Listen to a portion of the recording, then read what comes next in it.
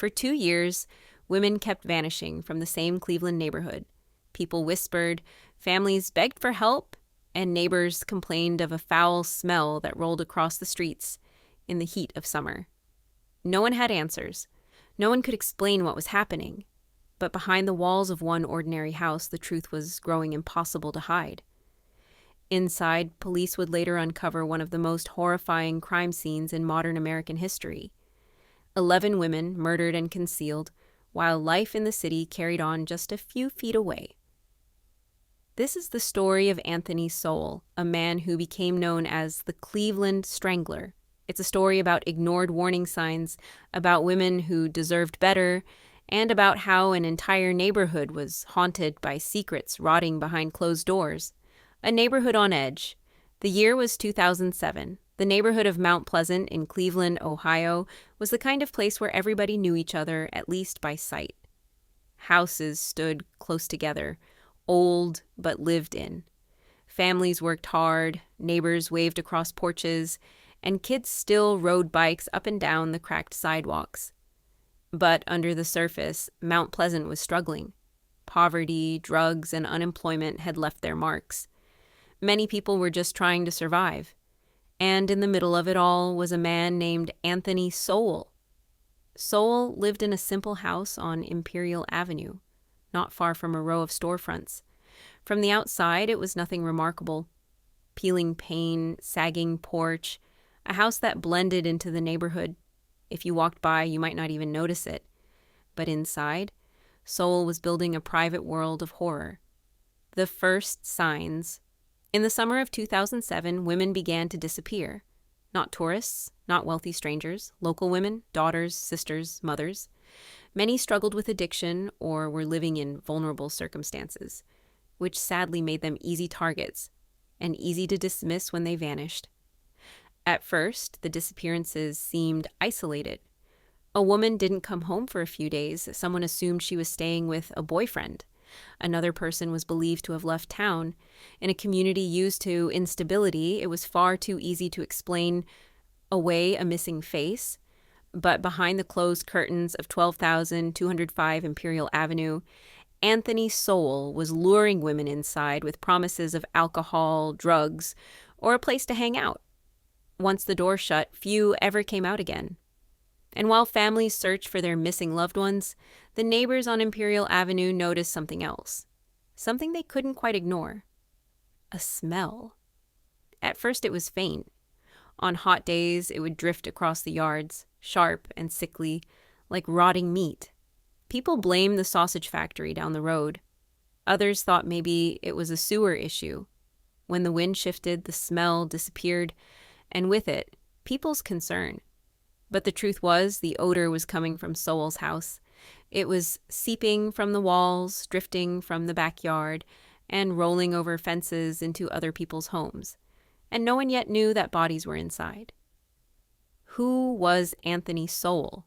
To understand how he became the Cleveland Strangler, you have to know a little about who Anthony Sowell was before Imperial Avenue became infamous.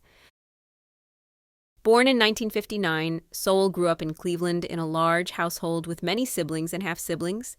His upbringing was far from stable. Accounts from his family describe an abusive environment with discipline that crossed the line into cruelty. By his teenage years, Sowell had developed a reputation for being troubled, aggressive, and often violent. In the Marines, he found structure. He enlisted in 1978, serving for 7 years. He was stationed in California, North Carolina, even Okinawa, Japan. By all accounts, he was a decent Marine. He learned discipline, he stayed fit, and on paper, it seemed like he'd carved out a path for himself. But when he returned to Cleveland in the mid-1980s, his darker tendencies resurfaced. In 1989, Sowell committed a violent assault against a woman, for which he was convicted and sentenced to 15 years in prison. Think about that. 15 years behind bars, a chance for society to see who he was and to keep him away from the public. When he was finally released in 2005, he moved into the Imperial Avenue house, a house that had once belonged to his stepmother. Neighbors saw him as a man who kept to himself. He sometimes drank on the porch, occasionally greeted people, but mostly he blended into the background. After all, Cleveland had no shortage of people struggling, and Anthony Sowell seemed like just another face in the crowd. But behind his door, the violence he'd once been locked away for was beginning again. A house of secrets. The smell around Sowell's property only grew stronger as months passed. By 2008, some neighbors were complaining outright. One woman said she couldn't open her windows in the summer. Another blamed the sausage factory, insisting the stench was coming from their meat production. Even the landlord who owned Sowell's house investigated, sniffing around and assuming maybe a dead animal was trapped somewhere. No one wanted to believe that the truth was darker than that. At the same time, women continued to go missing. Friends and families filed reports, but too often, those reports went nowhere. Vulnerable women, women struggling with addiction, women on the margins, they weren't always taken seriously. Some police believed they'd walked away voluntarily. Others assumed they'd turn up later. But they didn't. Inside 12,205 Imperial Avenue, Anthony Sowell was hiding his victims in crawl spaces, shallow graves, and anywhere he could conceal them. Each time, he walked back out his front door and returned to life as though nothing had happened. The horror was growing, and still, the city hadn't connected the dots. A survivor speaks by 2009, 2 years into Sowell's killing spree, his crimes finally began to surface. Not because of police investigations into the missing, not because of the smell, but because one woman survived. Her name was Latundra Billups. She went to Sowell's house willingly, as others had before her. But once inside, things turned violent. She was assaulted, but she managed to escape. Shaken and terrified, she went to police. Her account was detailed. She described what had happened, who Sowell was, where he lived. She insisted he had attacked her. Police were skeptical at first. Cases like this were complicated, and Sowell was not unknown to law enforcement. After all, he was a registered sex offender from his 1989 conviction. Still, it took time before action was taken. But Latundra's courage set into motion the chain of events that would finally expose what Sowell had been hiding. The Warrant. In late October 2009, police obtained a search warrant for Sowell's house. They expected to find evidence related to Latundra's assault. Maybe some personal items, maybe drugs or alcohol. They had no idea what they were about to walk into. On October 29th, officers approached the house. The smell was overwhelming even from the porch. As they entered, the air was thick and foul. Every step revealed more filth. Discarded food, garbage, clutter. The place was a disaster. But it wasn't just mess they found. In one corner, concealed beneath blankets, the outline of something horrific emerged. A body. And that was just the beginning. The discovery. October 29th, 2009. Police officers entered the crumbling house on Imperial Avenue, expecting to find evidence connected to an assault complaint. What they discovered instead would shock the entire nation.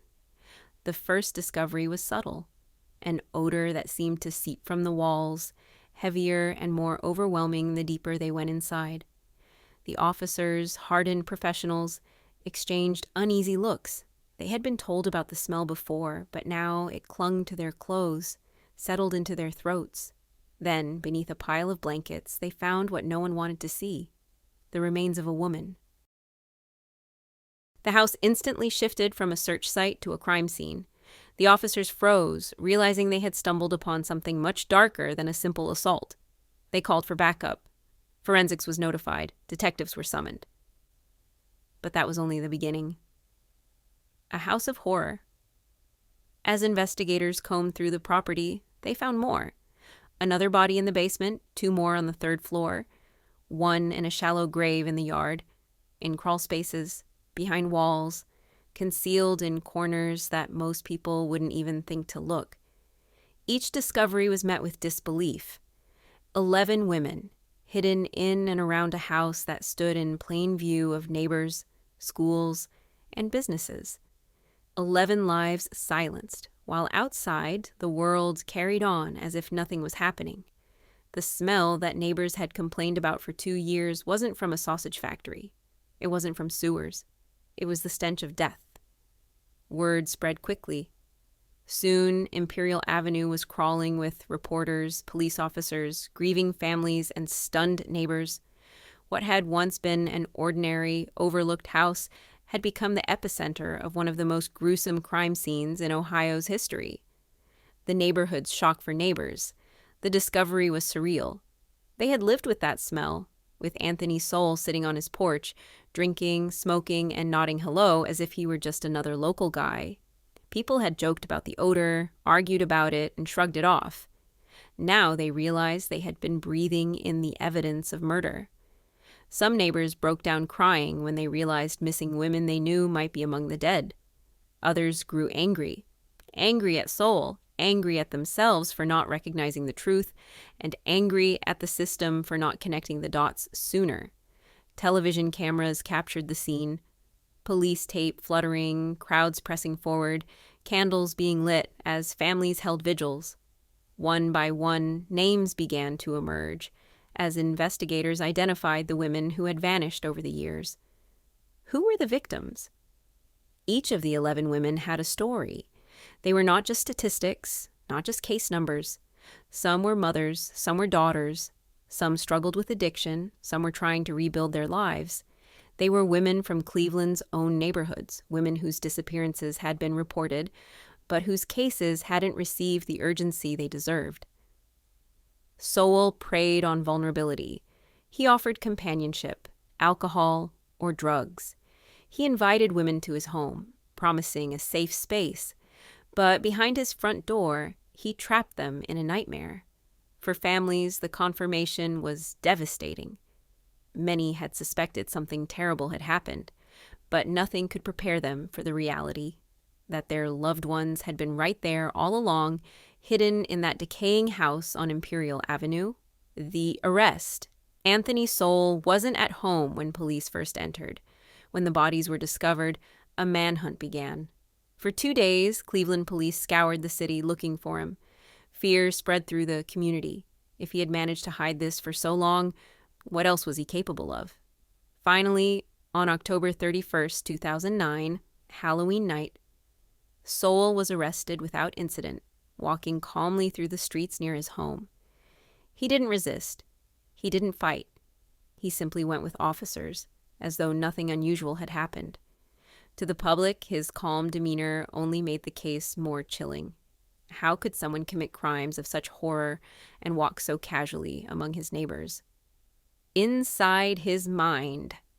In the weeks following his arrest, the media scrambled to understand Anthony Sowell. Who was this man who had lived in the neighborhood for years without drawing suspicion? How had he concealed his crimes for so long?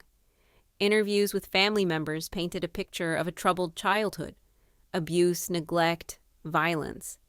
His time in the Marines showed another side: discipline, structure, respect. But those two sides clashed, and after his prison term in the 1980s, it seemed the darker impulses had taken over completely. Experts debated whether Sowell was a product of his environment, or whether something deeper and darker was at play in his psyche.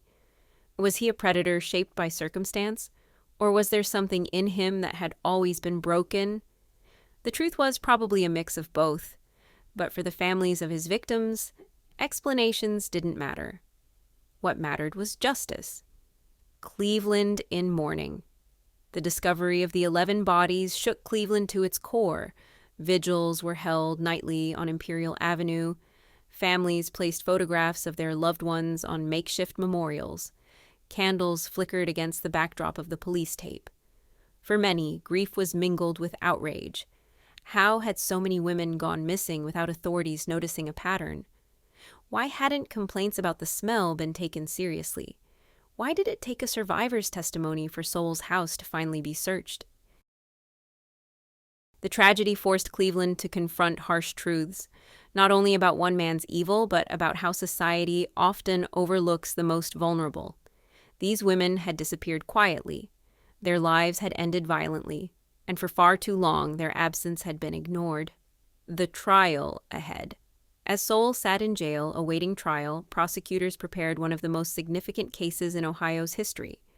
11 counts of aggravated murder, countless additional charges. The evidence was overwhelming. Bodies found in his home, DNA linking him to multiple victims, and survivor testimony that painted a chilling picture of his crimes. The community braced itself for a long and difficult trial, one that would force families to relive their worst nightmares in public courtrooms.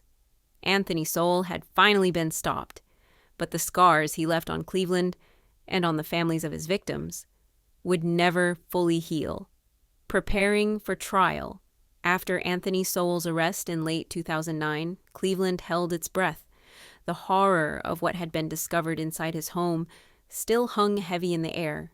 11 women, hidden in plain sight. 11 families robbed of closure for years. Now the city turned its eyes to the courts. How do you prosecute a man accused of so many atrocities?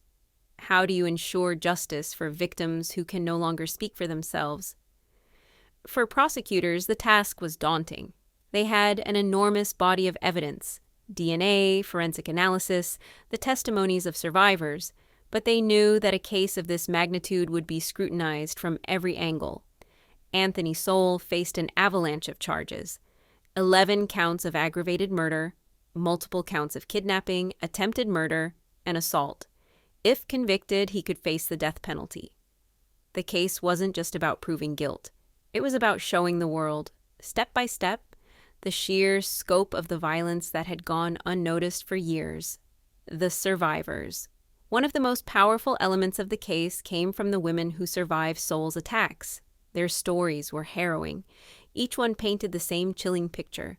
A man who lured women into his home with offers of alcohol or companionship, only to turn violent once they were inside.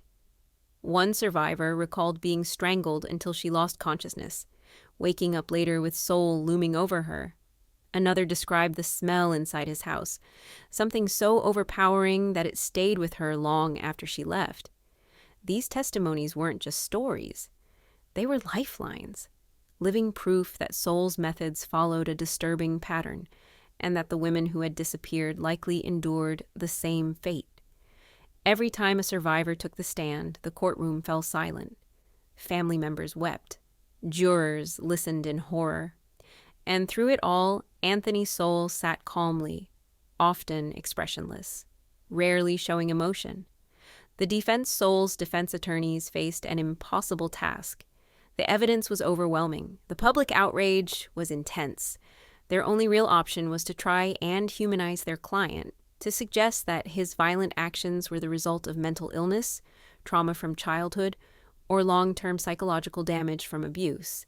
They hinted at his difficult upbringing. They pointed to his military service, suggesting that perhaps experiences there had left invisible wounds.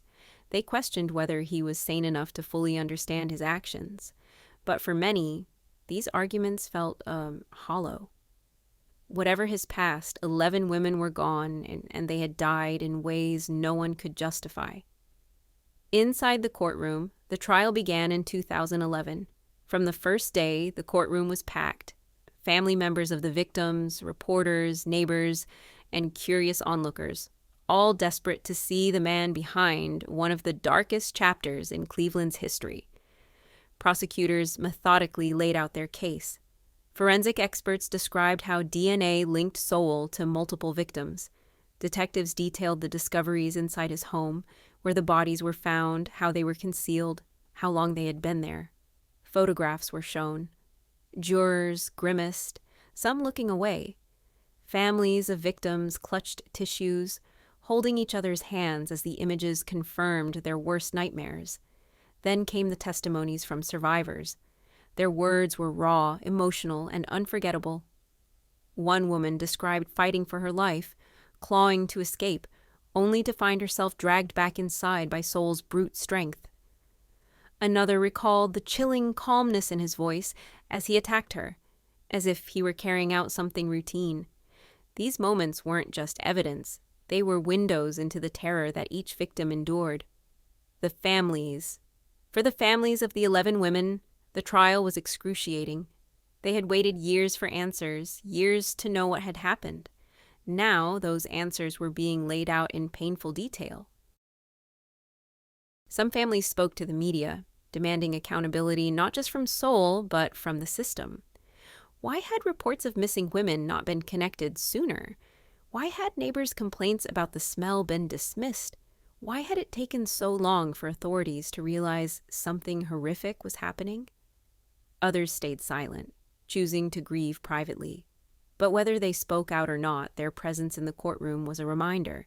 Behind every charge, behind every piece of evidence, there was a human life lost. The prosecution's case. The prosecution's strategy was simple. Show that Anthony Sowell had carried out his crimes deliberately, repeatedly, and without remorse. They highlighted his past conviction for assault in 1989. They showed how he targeted vulnerable women, how he used his home as both a trap and a tomb. They presented the overwhelming physical evidence, the DNA, the remains, the survivor accounts.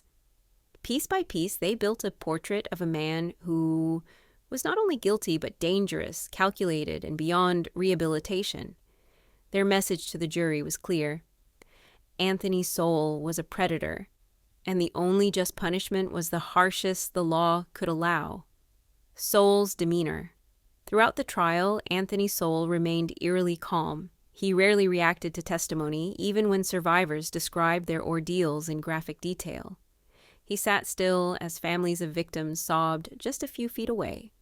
Some observers thought his silence was chilling, as though he felt no remorse at all. 11 names of women murdered at the hands of a Cleveland serial killer stands as a reminder of the terrible things that happened here.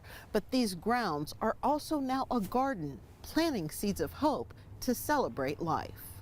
That is so beautiful, isn't it? 12 years in the making, the Garden of 11 Angels has come to life.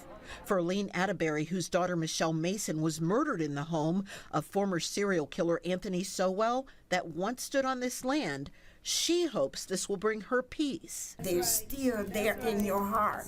Florence Bray not only lost her daughter, Crystal Dozier, to Sowell's cruel brutality, but she also grieves the murder of niece Imelda Hunter to Sowell. I had two in this house that's gone, and it hurts. There's a special place in hell just for him. But with the demolition of the home years ago, the land at East 123rd and Imperial Avenue, where the remains were discovered back in 2009, can be sewed into something good. I'm the granddaughter of Tanya Carmichael, and this has been the most trying time for our family. I want to thank each and every last one of these ladies on this panel. Today, they have showed that we can, like Miss Yvonne Porter said, overcome a whole lot. Yes, God. Not only have I lost my grandmother, I've lost my mother in the process. The tragedy that rocked this community can be transformed into a celebration of life. 11 women remembered eternally by families and neighbors forever bonded through tragedy and now healing. While it's hard to imagine anything positive came from these unthinkable crimes, some survivors of the victims say it was important to have answers about what happened to their loved ones. Reporting in Cleveland, Michelle.